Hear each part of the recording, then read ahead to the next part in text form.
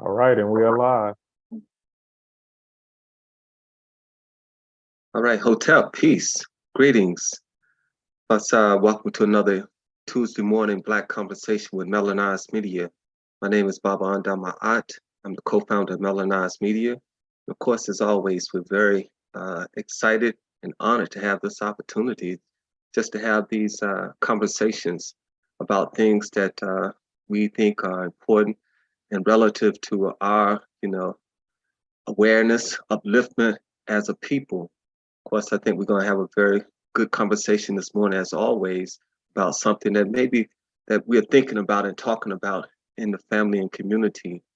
Of course, before we get started, just want to also just wish everyone, of course, a prosperous, productive, and hopefully peaceful New Year. But of course, peace is built on justice, and justice is built on truth. So we must continue to strive to share the truth, and of course, maintain or create the justice that we desire. With that said, we'd like to jump right into the conversation. I'm gonna pass it over to my brother so we can get started. Hotep, my brother. Peace, Baba Aundar. Peace and greetings, family. Thank you all for joining us. I want to encourage you once again, as always, to subscribe to our YouTube channel. If you enjoy this conversation, then know that we have a whole catalog of previous talks that we've held on Tuesday, so you can go back and watch some of those as well. With that being said, today's conversation, we're going to talk about revolutionary thought, what it means to be a revolutionary, and what is revolution. And so with that being said, we do have a prepared slide just with a couple quotes and pieces of information that we think will be helpful to kind of guide us along. So what I'm going to do is make a transition to my screen share so we can begin our dialogue. Is that visible, Baba Aundar? Yes, sir. Excellent. Are you a revolutionary? Revolution is a sudden, radical, or complete change. A revolutionary person fearlessly advocates radical change. And I'm going to start with a quote from Fred Hampton. And he said, "I'm a revolutionary. You can jail a revolutionary, but you can't jail the revolution. You can't kill a revolutionary, but you can never kill the revolution." It says you can kill a revolutionary, but you can never kill the revolution. And that's from brother Chairman Fred Hampton. What do you think about that when you hear it, Baba Aundar, the thought of a revolution? Well, just the idea that revolution is about change. And of course, you can never stop change because change is ultimate, it's ever going. So we see change all the time, just in ourselves and the environment that we live in. But the idea is that, as a revolutionary, you're involved in the change. You're a catalyst for the change. And of course, when we look around in the world that we live in, many times, as a people, we're always asking or looking and talking about, hey, we need to change this. We need to make this better. We need to get rid of this. So just the idea, for example, of this a system that is, of course, guided by a thought of white supremacy, for example, you would want to change a system that is built on an idea like that. So when you think of a revolution, you want a complete constructive change. When you think of a revolutionary, that's a person engaged in making that change happen. And of course, the last thing just to open up with that is to say that, many times I think about, of course, you had the Nat Turner revolt, but then you had the Haitian Revolution. And of course, meaning basically say that it was a complete constructive change in the sense that it was a political overthrow. It was the gaining control of a nation in Haiti, where the revolt was an attempt to overthrow a system, but it wasn't complete. So the idea is that we are engaged, or should be engaged, in changing whatever we see as unfit and making a better, better world for ourselves and our future. So when I think of Brother Fred Hampton, of course, I think that's when it really jumps out, because in the film, what was the film? Judas and the Black Messiah. Yeah, you know, where you said, I'm a revolutionary, it comes across so powerful. Of course, when you see it, you know, in film or even recorded when he was actually saying it, and it just speaks volumes to that someone is committed to changing the world they're living in and making it more suitable and fit for Black people and humanity. You know, when I think about this, and I actually just heard someone speaking about Haiti on social media the other day, and just saying how they were punished for their efforts. Yeah. They were a beacon of light, and for that, they received punishment from the Western forces. And so when I think about a revolution, it says a radical or complete change. And I think that's key.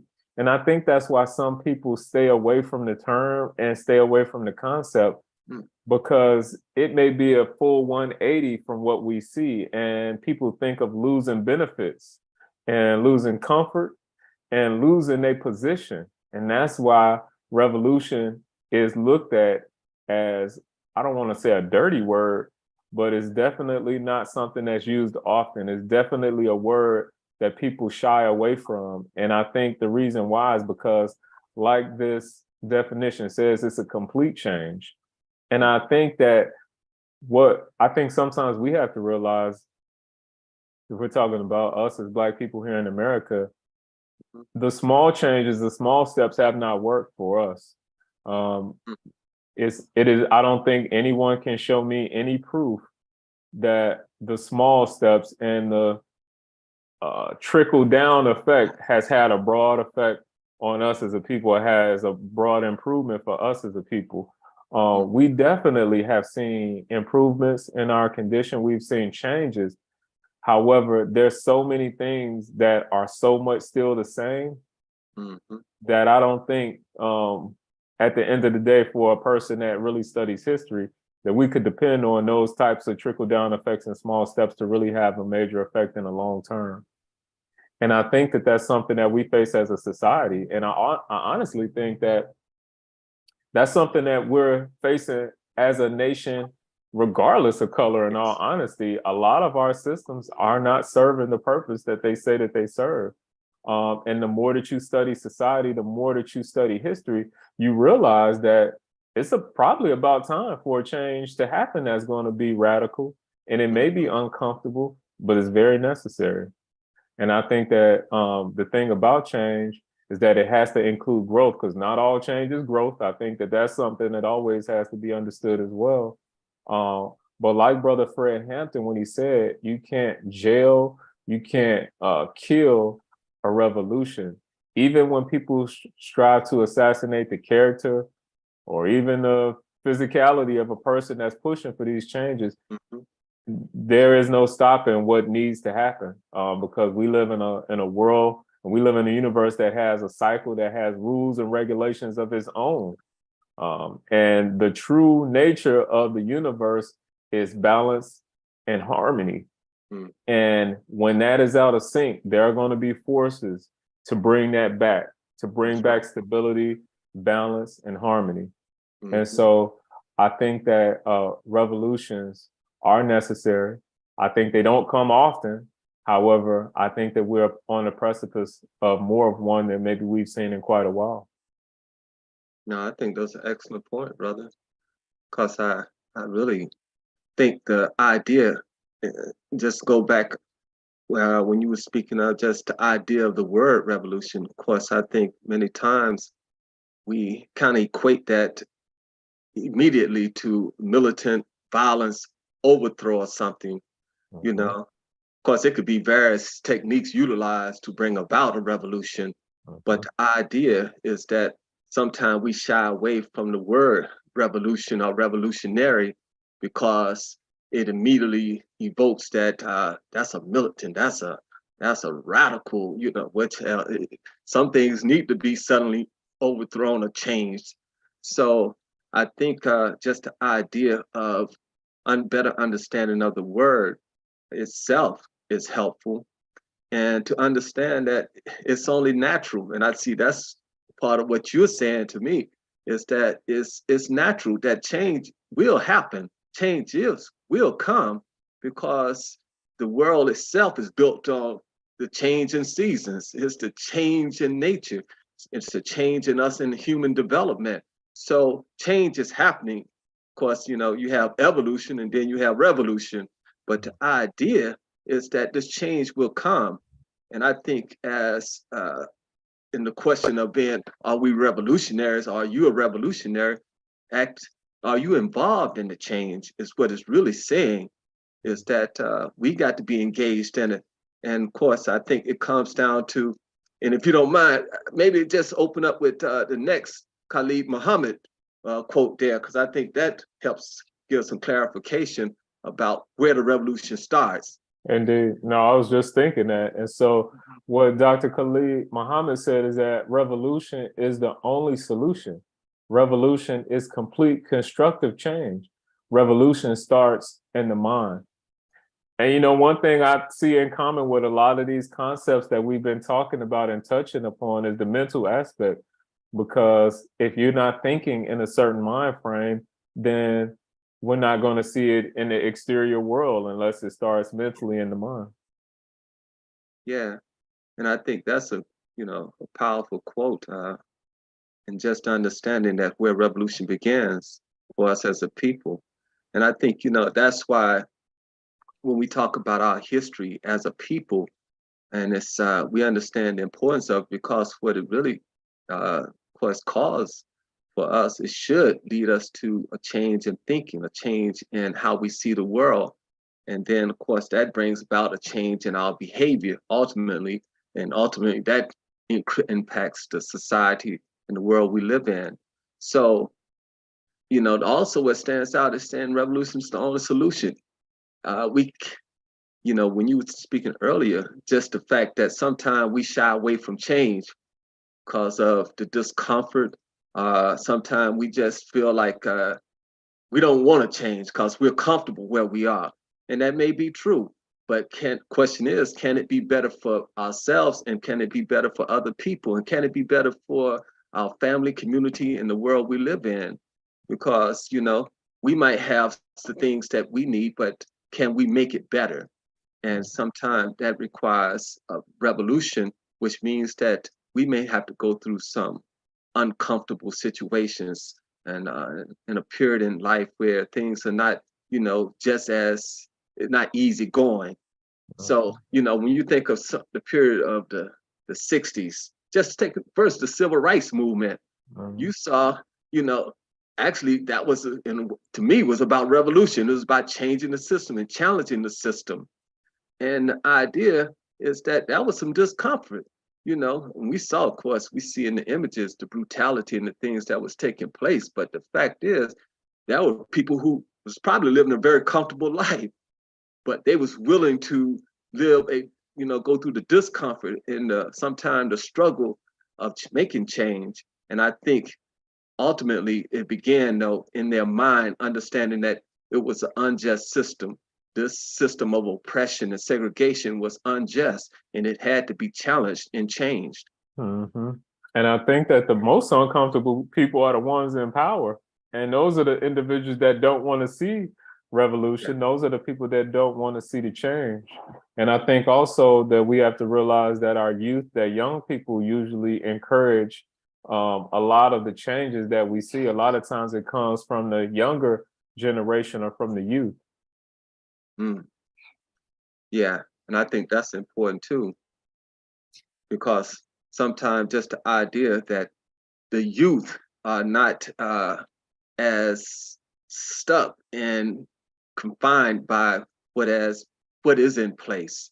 A lot of time the youth has the spirit and the energy and the vision to see something, a future that's greater, and understanding that they have the power to change the world, and understanding that that the world they were born into, they are not obligated to maintain that if it doesn't fit their values and their views in the world.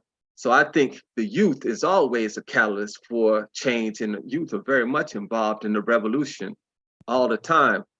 And it goes back to, when you think of Chairman Fred Hampton and Black Panthers, it was in a way, many ways, a youth movement, because it was young people who was engaged and the revolution.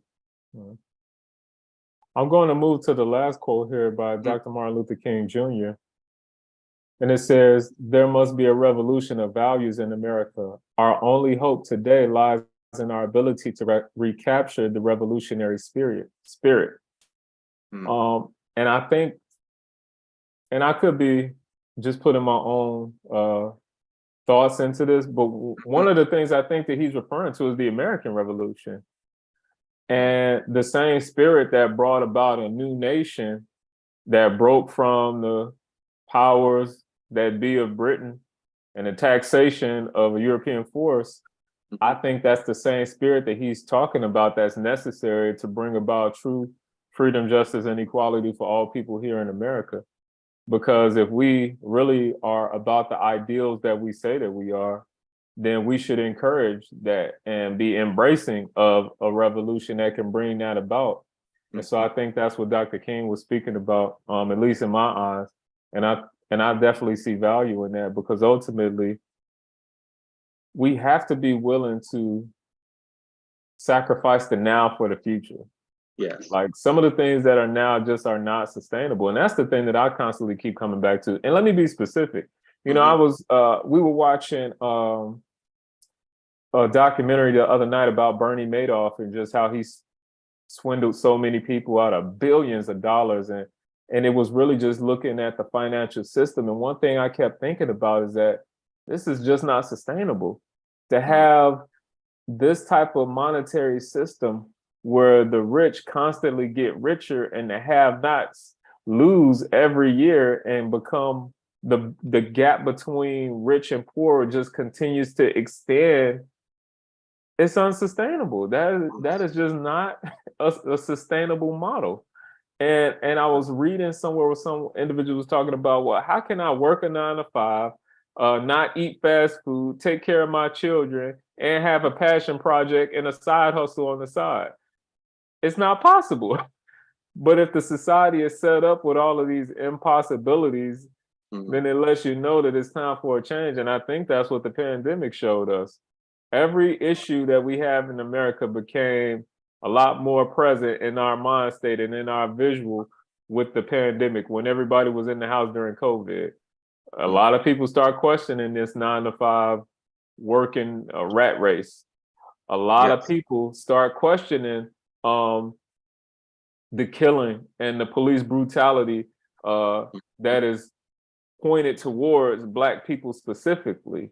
The unjust system that has continued to shut us down when we strive to speak out. And I think that people had a time to sit down and really analyze some of the things that we have within our society that do not work. That's right. And so the whole thing was to get us back outside. So not only we could get back to the regular life, so that we'll stop thinking about these things and stop questioning and challenging some of these systems. And so I think that we have to be of the mind state to constantly be in a position to analyze and be critical of what we see so that we can push for a better way. No doubt. No, I appreciate that. Because you're right. I mean, I think the pandemic really gave us a better understanding, because it slowed us down and gave us a chance to see the world we're living in, and then really to evaluate it in a more honest way, and really to see that there's some things and definitely needs to change in this world, in this society, you know. And when I look at that quote there with Dr. King, I think, the revolution of values in America. I think in one of our presentations with Dr. King, where he talks about capitalism, militarism, and racism, and saying that, to me, in a way, these are rooted, these values, these ideas are very much rooted in America. And it's very damaging and dangerous because, of course, in a capitalist society and you just talked about the wealth gap continue to grow. You living in a society where you have those who are wealthy and well off, and of course that's a small percentage, and the numbers might not be right, but if it was 100% and 5% is wealthy and rich, and then you got 65% living in poor, and then you got this other 35% just, so-called middle class, just one check away from being poor, then you living in a society that's unsustainable, in a society that's built upon, where you have the rich and you have a whole lot of poor people. And then in a society that pushes and promotes violence as the answer to the world solutions, world problems rather. And that's the idea, is that, hey, if you don't do it my way, then the idea is that, hey, we'll have a violent overthrow. And you see it, of course, filter down into the society. Because I think at the time that Dr. King, of course, you had the Vietnam War going on, but then you had us as Black people here in America being told not to have a movement of nonviolence. So we saw the hypocrisy and the contradictions in that. But then this idea of racism, where some people are seen as superior and others are looked at as inferior in a society that's built on that, and every institution promotes that. So we need to have, because these things still exist today, we need to have a revolution of values in America.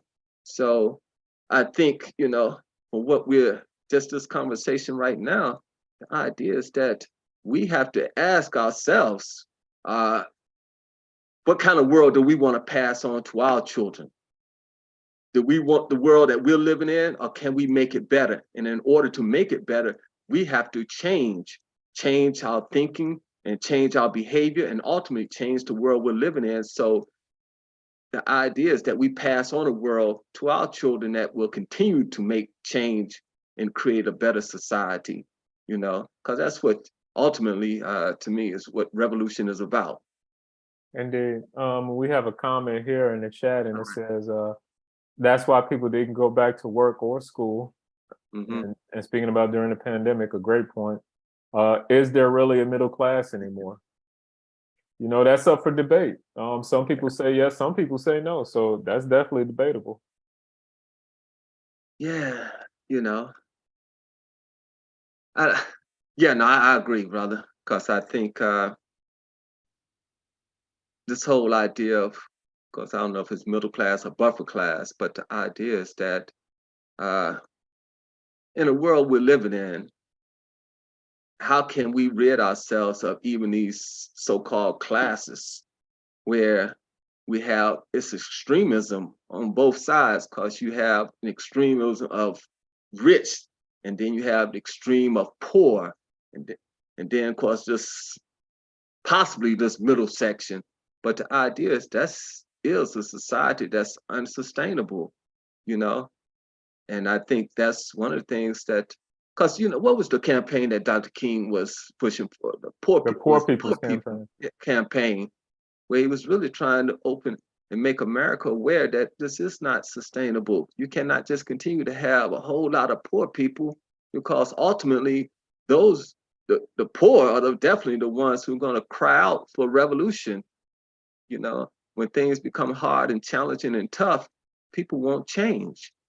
So and when you bring that up, that's one of the reasons. And I was reading this, and it go back to even the film that the brother had, when he taught Brother Darnley Hodge, when we had his film on the legacy of white supremacy.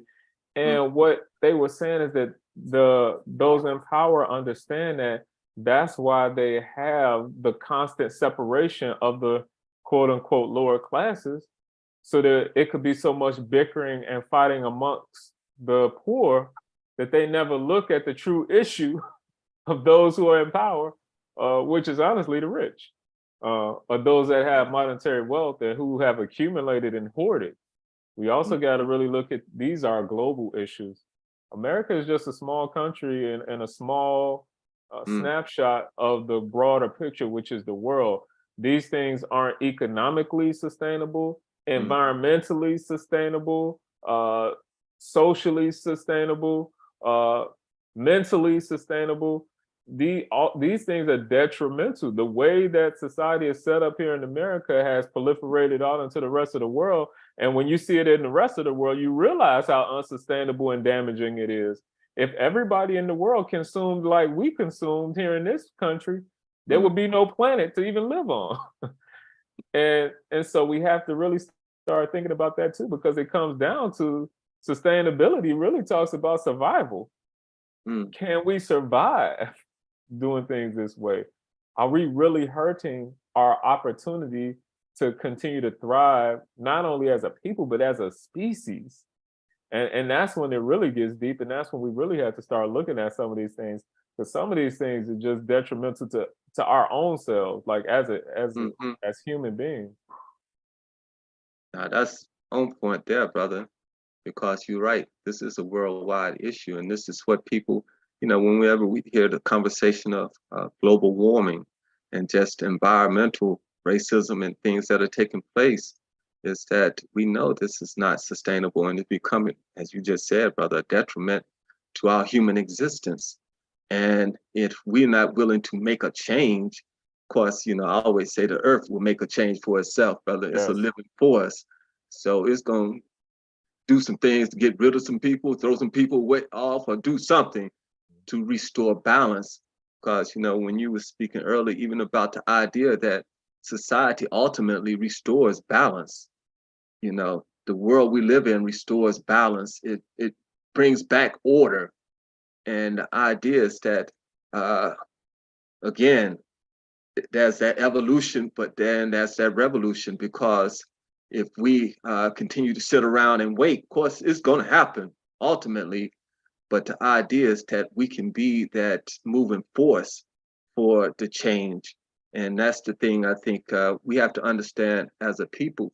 We have the power to make the change, first in ourselves, but ultimately in the society we live in. We have the power to make that change. We just got to, of course, bring our power together, and we can move this we can create the world we want to live in, because ultimately we can change, and we can change the world. Indeed. Well, brother, this has been another empowering conversation that really make me realize this is also a topic that could be built upon, that we could possibly extend out and make more out of, in all honesty. But it is definitely something to be said about just the thought of a revolution and a revolutionary. Yeah, because I think one thing that when we look at this, we think, of course, we looked at the quote of Brother Chairman Fred Hampton and Dr. Khalid Muhammad. We see the change as we see them as revolutionaries, but sometimes we don't think of Dr. King as a revolutionary.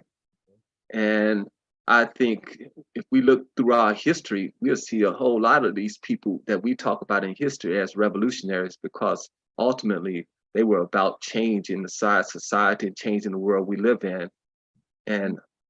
And I just think more of our history needs to be brought forward, and these people identified, because history can instruct and inspire us, and can help us to understand that if these people were revolutionary, then we need to, of course, as Dr. King said, embrace that revolutionary spirit. Indeed. And not look at the word as if it's a curse word or a bad word. No doubt. I agree. Yeah, brother. I appreciate the conversation. And family, we would once again encourage you to visit us at melanizemedia.com. Please subscribe to our YouTube channel, and go back, if you enjoyed this conversation, go back and listen to some of the other Tuesday morning conversations that we have housed on our YouTube channel. We actually have a playlist where you could go back and watch them all. And we appreciate your time and continued support. Going to go here to the chat. The last few years of his life, MLK seemed to be more militant. I don't think that a lot of people realize that. That came up yesterday in the presentation, and I would encourage you, if you want to learn more about Dr. King, definitely join us this upcoming Sunday for the MLK You Don't Know. The event tab on our website, Melaneyes Media, will get you there where you can register for that conversation. And someone asked just about Dr. King and his stance and how it changed. And you know what I said? I'm not even sure if Dr. King changed that much over time. I just think how people looked at him started to change. I really don't think he changed all that much, to be honest. I think as America changed, he just spoke about more things. But I think that his mentality had already been established. And if you listen to, once again, Birth of a New Nation from 1957, that's 10 years before 1967. We were not at war with Vietnam at that point. And I don't think he thought the movement was in a position to question the economic stance in America, because we couldn't even sit at the lunch counters. So I think that he had the mentality. I just think that he was careful in his positioning of what he said and what he addressed. I think he took it as a hierarchy. Let me deal with this first, and then I'll start looking at these other things. But I don't even think his mentality changed that much, in all honesty. You know, and I'll just add to that, my brother, because I don't think that Dr. King was, to me, a truth teller and a justice seeker. And I just think that was his initial stance, and that was his stance, in 1968. And I think those are two principles that never change. They're consistent. They just speak to the various issues that come along at that, in the period of time that they're living in. But the thing is, when you think of someone who's a, truth teller and a justice seeker, you think of a revolutionary, because you're living in a world where it appears to be a lack of justice and of course, a failure of telling the truth, then those people are definitely going to be revolutionaries. Absolutely, indeed. Once again, family, we've reached that time, and we definitely appreciate you all for sticking with us. Tila, we definitely appreciate you for always being in the chat with us and being here live with us. And for the family on YouTube, thank you for your time and for your patience. And we will thank you for joining us. Indeed, sister, appreciate you. And we will see you all again next Tuesday. All right. Hotel, peace, family. Indeed, peace. Have a good day. Thank you. You too. Thank you.